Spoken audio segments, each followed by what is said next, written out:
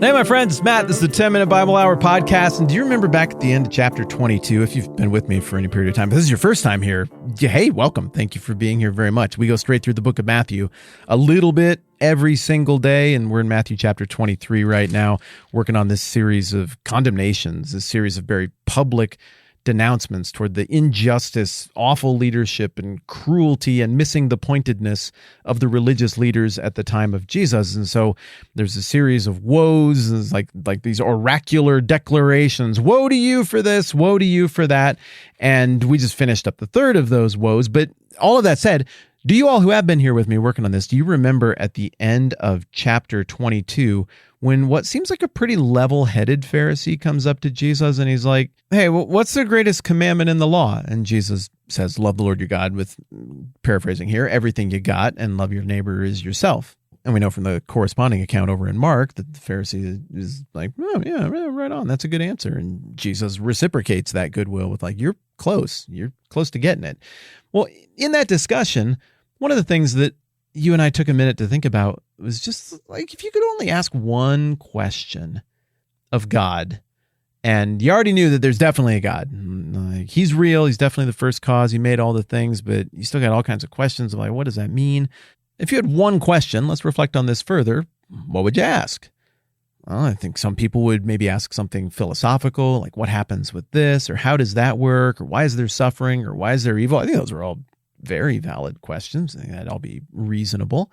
But here's another one that I think would be a pretty reasonable question for the person who is pretty sure there's a God and that there is something to all of this, but just isn't quite sure what to do or how they fit because of all the mixed messages, and life is confusing, the world's confusing, we're confusing internally. It seems like a really honest question to ask would be, what is my quest? What is it that you are sending me out to do? What is my role in this larger narrative that is going on? I think I've told you before that one of the strangest emotions that I feel in response to the great storytelling of the last 100+ years is the emotion I feel in response to the Lord of the Rings trilogy. I still think it's just as good a story as has been written in centuries. But in particular, I'm compelled by how clear Frodo and Sam's quest is. Hey, there's a ring. It's bad. It is representative of power, and nobody can handle this for very long. I think your unique skill is not size or strength or impressiveness or good looks or brilliance. I think you're just a little bit more resistant to the corrupting power of this ring than most people are, says Gandalf to Frodo. Paraphrases mine. And so because of that one modest little attribute that you bring to the game, your quest is as follows. Take the ring, walk to this volcano that's far away, and throw it right in there. That's it. It might kill you. Probably it will. But it really needs to happen, and you're uniquely equipped and positioned to do it, and you're the one I've picked to do it, so go through the ring in the volcano. It sounds so simple. And I don't know what the emotion even that I feel in response to that is, if it's envy or some kind of weird twist on nostalgia or something from the first time I read it. I don't know, but I want that. I want something as clear as, Matt, you are trash at all of these things. Like, it's nice that you try, that's cool and everything, but you're not particularly good at this. Other people are much better equipped for this, and they can play the roles that make sense given their skill set. But you're okay at this one little, very niche thing. And so I'm going to need you to go and do this one thing that corresponds to the little, tiny, undesirable niche thing that you're okay at. Oh, okay, well, could you spell it out? Yes, I need you to walk to this place and throw this thing into that thing. Oh, okay, it's all so clear. But it kind of feels like you don't get that in life. It feels like you don't get that from your guidance counselor at school. It feels like you don't get that from your boss. Some people get married thinking like, I'm going to get that from a spouse. You don't really get that from them. Some people think, I'm going to get that from parenthood, and so they have kids. And I mean, you get some direction there, but it's not the Gandalf, here is your quest. This is what you bring to the table. Go do this thing. It's just not that simple. And so I guess for me, a little bit vulnerable here as somebody who thinks in narrative and as someone who maybe doesn't imagine himself to be the hero of some grand story, but certainly one supporting character in a story. I have some role. I'm here for a reason. I want the quest. I just want to know. What do I go do? Spell it out. So if I got to go ask God something, if I got to go ask Jesus something, it would probably be something like what the Pharisee Glenn asked Jesus at the end of chapter 22. What's the greatest commandment? But I think I'd phrase it more like this. What do you want me to do? If I screw everything else up, if I get everything else wrong, what is my quest? Frodo, if you screw everything else up, take that ring, throw it in that volcano. Not that one, that one. Okay, Roger, ring, volcano. Got it. I'm on it. Matt, if you screw everything else up, do this. That's what I want. Now, interestingly, I think the Bible does actually speak to that. It's not catered to you or me, but it's in there. What we're about to read here is Jesus' fourth oracular woe directed at the Pharisees in front of everybody. Matthew 23, verse 23. Woe to you, teachers of the law and Pharisees, you hypocrites. So we're back to that language, no more blind guides. You give 1/10 of your spices, mint, dill, and cumin, but you've neglected the more important matters of the law, justice, mercy, and faithfulness. You should have practiced the latter without neglecting the former. You blind guides. I spoke too soon. The blind guides thing is still there.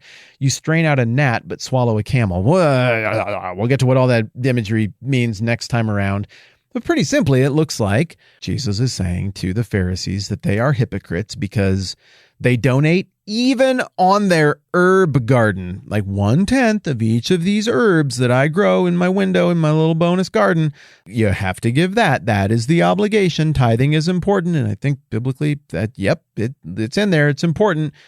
But, Jesus says, you've neglected the more important matters of the law, justice, mercy, and faithfulness. And some of you who've hung around with the Bible for a little while are going like, oh, I know that one. That's an Old Testament one. I remember that it's a verse. It's a really important one. You're right. It is. It's Micah 6:8. This is the verse in the Old Testament that is the Gandalf to Frodo quest verse. This is the one where if you read through that whole thing, and there's so much Bible before you get to Micah 6, listen to the sound of that thing flopping shut. There's that much Bible before Micah 6. You get here and maybe you're a little worn out. Maybe you're like, I don't know how to organize that narrative. I don't understand. Like, I'm not a king. I'm not somebody who can approach the king's throne room. I'm not a warrior or prophet. Like, what do you want me to do? What is my role in this thing? And here it is. He has showed you, O man, what is good. And what does the Lord require of you? Oh, that's like exactly my question. What am I supposed to do? To act justly and to love mercy and to walk humbly with your God. We don't need to unpack this real deeply. That's it. It's spelled out. Let's just go in reverse here. To walk humbly with your God? Well, that sounds a lot like what we've seen all over Matthew. The person who is getting it right is not the one who knows the most theology or philosophy or big words or has the most impressive degrees. The one who's getting it right in the book of Matthew and really the whole Bible, regardless of money or status or knowledge or anything, is simply the one who assumes the right posture before the king. The one who gets, I got a bit part here, and you're the hero of the story. You're the king of the kingdom, and I am some subject in the kingdom, and so I bend the knee. I walk humbly with God because God is the one who provides all of my needs, as is made evident in the Lord's Prayer. And then we work backwards a little further, and we're supposed to love mercy, not just like it, not just do mercy, but love it, because it's the central value of the kingdom. Everything about a relationship with God is predicated on that aspect of his character. He is merciful, and if he is merciful, we're supposed to give away mercy. So we should love mercy because it is the branch on which we sit, yet there's always this temptation to saw off the branch on which we sit in our unending lust to judge other people, wanting mercy for ourselves and not for others, working backwards further to act justly. We're supposed to like truth. We're supposed to do things that are true. We're supposed to repeat things that are true. And we're supposed to do right by other people in light of what is true. Not be crooked, not be fake, not be manipulative, not be deceptive. If you want to go on the metaphorical quest that is your calling and your purpose in life to take the ring and to throw it into the volcano, this is the Bible verse that says what to do. You assume a right posture before the king. You love what he loves. And especially you love the thing that makes it even possible to have a relationship with God and to be redeemed from our own mess. And then finally, you live out the values of the kingdom that are rooted in truth, doing things that are just and right with others. Is that quest always easy? No. I mean, was taking the ring to the volcano easy? No, it was a bit of a difficult trek with a whole lot of hurdles in the way and some tough questions, and it didn't always go right. But in the end, that was the objective. And here in Matthew chapter 23, in this fourth woe, Jesus is just like, you got told what your quest was. You got told exactly what it was. And rather than taking the ring to the volcano, you were like, I took the ring to the jeweler and had it shined. I took the ring kayaking with me, and it was fun. I took the ring to a museum where I keep it in a box. It's not a volcano, but I took the ring somewhere. It was pretty good. Well, the response there would be, you completely missed the point. But the ring had to go in the volcano. You were told exactly what the thing is that you're supposed to do. And likewise, Jesus' condemnation here is, you were told what to do. You were given your quest, and you didn't do it. You worried about the wrong things, and all those wrong things happened to add up to giving other people the impression that you were doing your quest without actually doing the quest. I'm so grateful that every now and then in the Bible, which is a massive book, there's this little simple thing that's like, yeah, just in case you're getting overwhelmed here, this is exactly the point. Do this, be this. And I think Micah 6:8 is as good as it gets. And there's something pretty scary for these religious leaders in being told in a credible way, like, you had that spelled out for you and you just didn't want to do it. And that's indicative of where your soul is at. We'll get into the particular imagery that gets employed in this fourth of the 7 woes next time around. I'm Matt. This is the 10-Minute Bible Hour podcast. Let's do this again soon.